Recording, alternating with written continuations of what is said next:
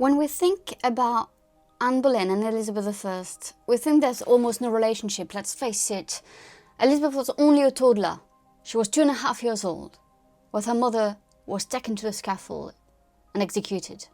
So really, the question is, what kind of relationship can these two women really have? We also know that as soon as Anne Boleyn was gone, Elizabeth was declared a bastard. She didn't have a very nice childhood. It would take a long time for her to be called back to court. And this is also thanks to so many other stepmothers who are going to try to nurture this little girl. But at the same time, the stain of Anne Boleyn's death, the reason why she's dead, adultery, incest, means that it's very hard for Elizabeth to talk openly about her mother. But is it true? Is it true that Elizabeth never mentioned her mother? Of course it is not. There is a recent book by the amazing Tracy Borman, Anne Boleyn and Elizabeth, the mother and daughter who changed history. Before Tracy Borman, scholars have discussed this in academic circles, in academic books, so I would say less accessible in many ways. But Carole Levin, for example, is one of them, where she discussed the importance and the link between Anne Boleyn and Elizabeth. I have myself discussed it in my PhD thesis and in my first book that was published in 2019, Elizabeth I Through Valois Eyes. In this video, I want to talk to you about how Elizabeth admired and recognized and valued the Boleyn heritage, and particularly her mother. In November 5th, 1566, Elizabeth gave a speech in front of a parliament, a joint delegation of Lords and Commons. In that speech, it was about discussing her succession and a potential marriage. And here's what she said. Was I not born in the realm? Were my parents born in any foreign country? Is there any cause I should alienate myself from being careful over this country? Is not my kingdom here? Whom have I oppressed? Whom have I enriched to others' harm? What turmoil have I made in this commonwealth, that I should be suspected to have no regard to the same? How have I governed since my reign? I will be tried by envy and self. I need not to use many words, for my deeds do try me. This part from a longer speech, obviously a longer reply. Elizabeth is so very good at saying lots of words and giving little answer. And she's referring to her parents. And here, why is it so important that she's referring to the Englishness, to the being part of this country? Is because the Boleyns, even though they have, Irish ancestry, the Tudors have Welsh ancestry, what she's saying here is that they're not Spanish, they're not French, they're not German, they're not Dutch. They are, part of the same place of the world, if you wish. So here it's so very interesting that she said that she referred clearly to both her parents, her father, but also her mother, in a very public way. There are many instances where Elizabeth discussed Anne Boleyn with ambassadors, with French ambassadors. In my book, Elizabeth I of England Through Valois Eyes, which is an academic book and was published in 2019 by Paranque, she discussed Anne Boleyn with the French ambassador Mauvissier, who was a true Guise and was a true supporter of Mary Stuart. What's very interesting is that the discussion took place in February 1580. Mauvissier and Elizabeth are discussing if Elizabeth is a good match for a family like the French, a Catholic family like the Valois. Elizabeth directly referred to her father's break with Rome, the Catholic Church declaration that his marriage to Anne Boleyn was illegitimate, and her own consequent bastardization. Elizabeth still promised that she was still willing to marry Francis, Duke of Anjou, but expressed her concern that the union would give England's Catholic community a perfect opportunity to overthrow her. Because if the Pope does not recognize, and if the Catholic does not recognize the legitimacy of her mother's marriage to her father, then what does it mean of her? Mauvissier at that time was quite smart of not angering Elizabeth. I think here she was playing to force him to reveal his hand, to force him to reveal his real thoughts about her and about her mother. And here Mauvissier was quite smart and replied that she was a great queen, daughter of a great king, the legitimate daughter, who has ruled for 20 years with good authority, great honor, and in peace with her subjects. So basically saying that the French would be more than happy to have a marriage with her. He didn't mention the mother, and though she did mention her mother directly, he was smart enough to avoid mentioning Anne Boleyn.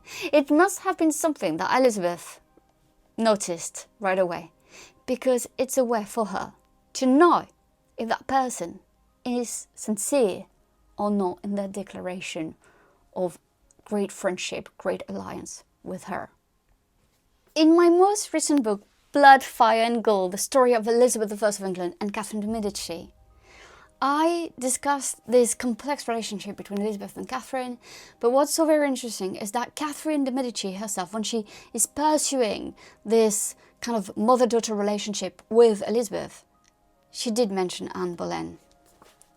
Catherine reminded Elizabeth that her mother, when she spent time in France, had made a good friend, Renée de France, the sister of Claude de France. And she reminded Elizabeth that Renée de France was a good friend of Catherine de' Medici, meaning that in a way there was some sort of a link between Catherine and Anne Boleyn herself. Catherine stated that Renée de France and Anne Boleyn were friendly towards another.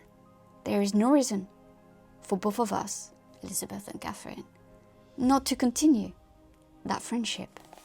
This was an instruction that she gave to her ambassador, who was saying those words to Elizabeth I. And here it might have struck Elizabeth the open mention of Anne Boleyn, and this time not in a bad way, not in an unflattering way, but about friendship, recognizing Anne's time in France, recognizing Anne's ties to France. And I think it's kind of a very well done for Catherine de' Medici to have made that move, to remind Elizabeth that her mother was not forgotten, even in France. Of course, Anne Boleyn's reputation was not always good, even in France. That's not what I'm trying to sell to you here. And actually, there was a pamphlet that was printed in 1560-1561 that was absolutely outrageous, basically calling Anne Boleyn the whore of England in France. When Elizabeth knew about this, she was so mad that she ordered the French rulers to do something about it. In an audience with the French rulers and the closest advisors, Throckmorton, the ambassador in France for England, claimed, "This book is pure defamation and needs to be suppressed. The author should be punished. We have to do the best we can to defend the Queen of England's reputation."